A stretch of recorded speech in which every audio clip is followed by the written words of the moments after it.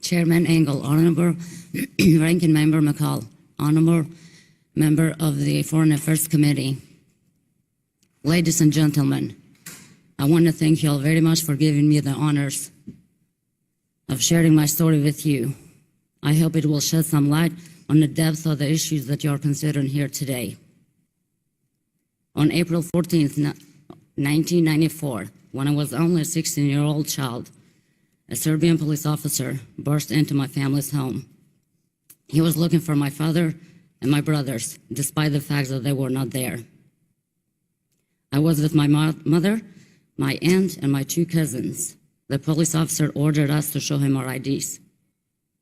After taking a look at my ID, he kept it, and he said I had to go to the police station to give a statement about the men of our household. At this moment, my uncle walked over from his house and simply asked, "Why are you taking our girl?"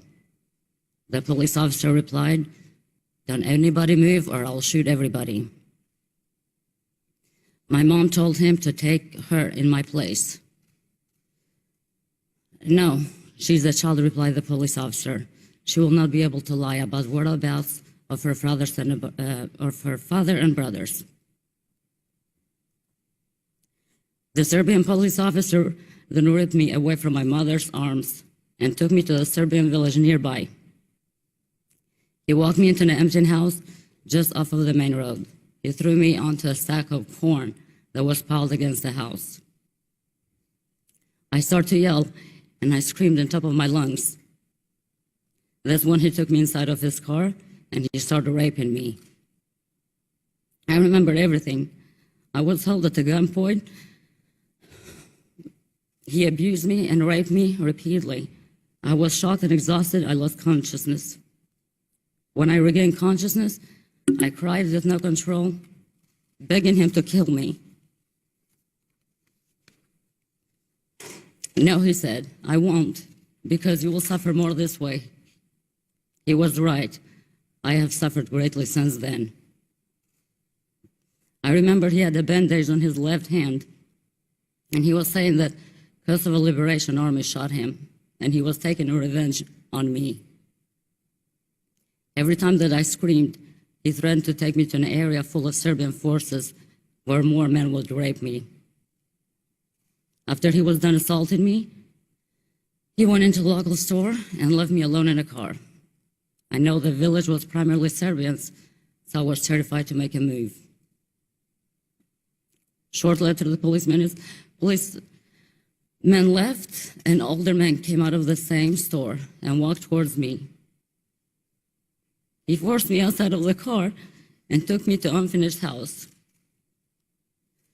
I distinctly remember this man. He was an old man and he was crippled. There in that house, he raped me. A few hours later, I was taken back to my village and left on the street. I walked through the village cemetery, hoping that my life would end just right then and there, because I don't want to go home to explain to anybody what had just happened to me. They told me not to tell anybody what just happened.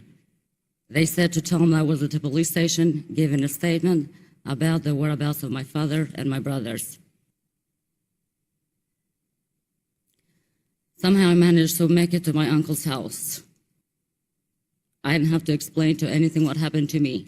By judging on the conditions they saw me, they knew that no one takes a 16-year-old child to the police station for a testimony just to return her a few hours later with scratches, bruises, and torn up. The next day I reported my case to the Kosovo Liberation Army. Later I reported to the United Nations mission in Kosovo.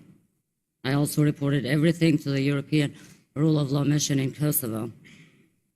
The perpetrators of this crime, they were identified eventually. However, 20 years have passed. My torturers are not being held accountable for the crimes they have done, and they are still at large. There are 20,000 women and men who suffered crimes of war, sexual violence in Kosovo. All they want is justice. All I want is justice.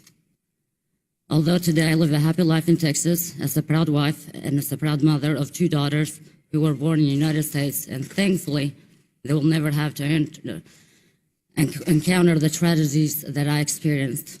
I will never have a peace with my past until justice is delivered. Thus today, I call on the representative of United States Congress to address the impunity of war crimes and human rights abuse that was committed in Kosovo by taking immediate action to seek justice for all survivors. Thank you. Thank you, Ms. Krasniqi Goodman, and thanks to all our witnesses. Let me start with Ms. Krasniqi Goodman. This room got very quiet. Thank you, first of all, for the courage of telling your story. It's not an easy thing to have lived through, obviously, and it's a very difficult thing to be able to go public and tell everybody, but it is so important if we are ever to get justice for what happened during the war in Kosovo. People like you and others, Mr. Batici, have to have the courage to speak. So I want to thank you